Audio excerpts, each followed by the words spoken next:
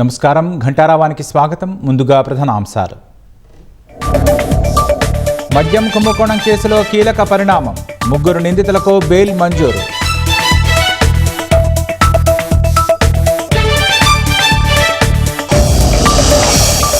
CM ఆదేశాలతో తురకపాలెంలో యుద్ధ ప్రాతిపదికన చర్యలు. ఇంటింటికి వెళ్లి వైద్య పరీక్షలు చేస్తున్న 50 బృందాలు.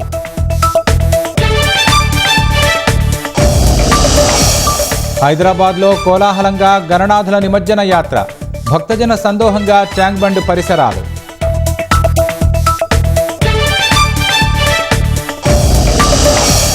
అమెరికాతో భాగస్వామ్యానికి మోదీ ప్రాధాన్యతనిస్తారన్న జయశంకర్. అగ్రరాజ్యంతో సంప్రదింపులు కొనసాగుతున్నాయని వెల్లడి.